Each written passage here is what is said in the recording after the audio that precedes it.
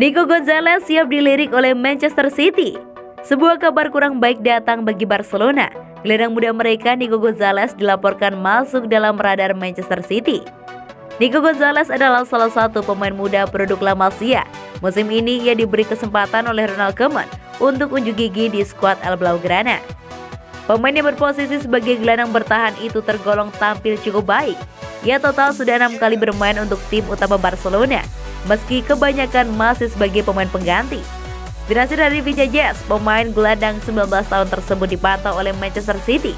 Pep Guardiola tertarik memboyongnya ke Etihad Stadium. Laporan tersebut mengklaim bahwa Pep Guardiola memang tengah berburu gelandang bertahan baru di tahun 2022.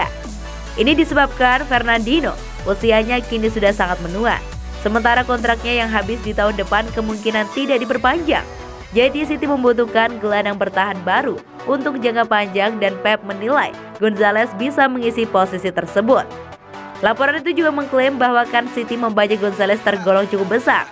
Ini dikarenakan Barcelona tengah mengalami kesulitan keuangan, sehingga mereka berpotensi harus menjual beberapa pemain mereka untuk menutupi kesulitan keuangan mereka. Dengan tawaran yang tepat, Gonzalez diyakini bisa jadi milik City di musim depan. Gonzalez saat ini masih terikat kontrak hingga tahun 2024 di Camp Nou. Ia diprediksi bisa diangkut hanya kurang dari 2 juta euro saja. Barcelona bersaing untuk Timo Werner.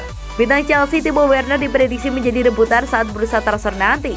Meski penampilannya bersama Chelsea tidak terlalu bersinar, pemain asal Jerman itu gagal membuktikan diri memperlihatkan kualitas mencetak golnya. Penampilannya di Stamford tidak seperti penampilannya saat masih membela RB Leipzig di Bundesliga. Dilansir dari laman Tribal Football, Transfer Market Web melaporkan bahwa Werner sedang menjadi incaran banyak klub besar sebut saja Barcelona. Werner sendiri masih memiliki kontrak dengan Chelsea hingga tahun 2025 mendatang. Klub pun disinyalir menunjukkan sinyal untuk menjualnya dengan harga rendah. Werner tercatat 59 pertandingan bersama klub di semua kompetisi. Sayangnya Werner hanya mencetak 13 gol dengan posisinya sebagai pemain depan. Werner memiliki tipe permainan yang simpel dan cepat. Ini sangat cocok bagi skuad Barcelona yang sering memanfaatkan umpan pendek dan muncul dari belakang.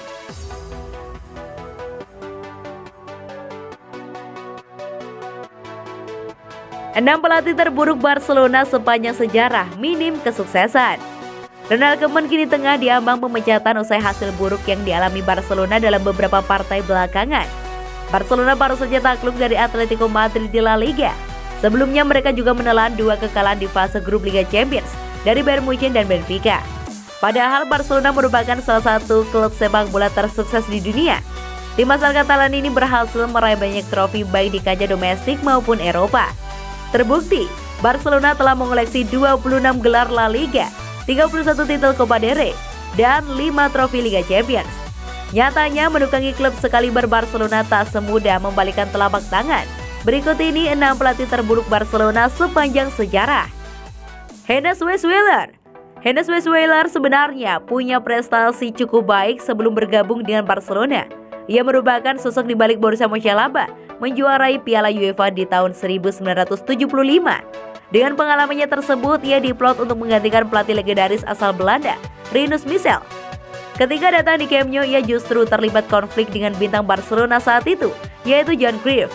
Saat legenda Belanda merasa tak cocok dengan taktik yang diterapkan oleh Weisweiler, alhasil pria asal Jerman itu pun hanya bertahan semusim di Barcelona tanpa satupun trofi dan kembali ke Bundesliga untuk melatih FC Köln. Laszlo Kubala. Laszlo Kubala merupakan bintang Barcelona selama aktif sebagai pemain, bermain dari musim 1951 hingga 1961. Ia memberikan 4 gelar La Liga dan 5 trofi Copa del Generalissimo atau yang sekarang lebih dikenal sebagai Copa del Rey. Namun ketika menjadi pelatih, karirnya justru meredup. Kubala menerima tawaran untuk melatih Blaugrana pada tahun 1980. Padahal saat itu ia masih menjabat sebagai pelatih bagi timnas Spanyol yang tengah bermain di Piala Eropa. Kala itu tim Matador yang diasuhnya hanya menjadi juru kunci di fase grup. Bersama Barcelona, prestasinya tak membaik. Ia 6 kali kalah dalam 13 laga. Kubala pun hanya bertahan selama 6 bulan di Camp Nou. Laurens Ferrer. Laurens Ferrer menjabat sebagai pelatih Barcelona pada tahun 2000 kala menggantikan posisi Louis van Gaal. Saat itu Barcelona baru saja kehilangan pemain andalanya, Luis Figo yang membelot ke Real Madrid. Sebelum ke Camp Nou, Ferrer lebih dulu melatih Mallorca dan Real Betis.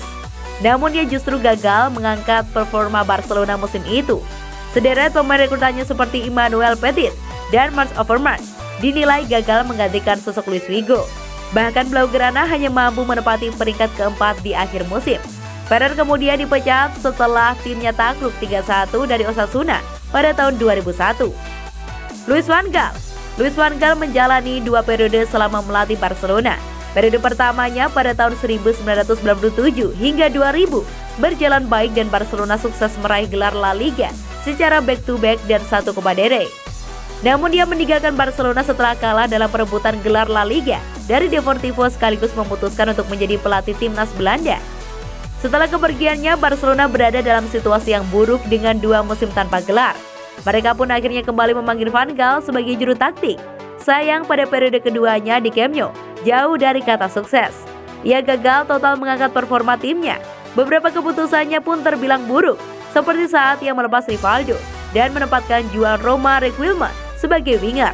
Padahal Requilman merupakan seorang playmaker jempolan. Ia pun dipecat pada tahun 2003. Parahnya kala itu Barcelona bahkan hanya berjarak 3 poin di atas zona degradasi.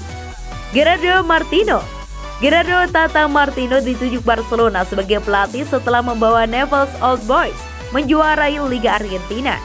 Namun Martino gagal membawa Barcelona menuai banyak trofi. Barcelona di bawah Tata Martino kalah pada final Copa del Rey dari Real Madrid. Di La Liga dan Liga Champions pun Barcelona juga gagal meraih trofi. Martino pun dipecat setelah hanya semusim berada di Camp Nou. Quique Setien bukanlah pelatih dengan segudang prestasi kala direkrut Barcelona pada tahun 2020.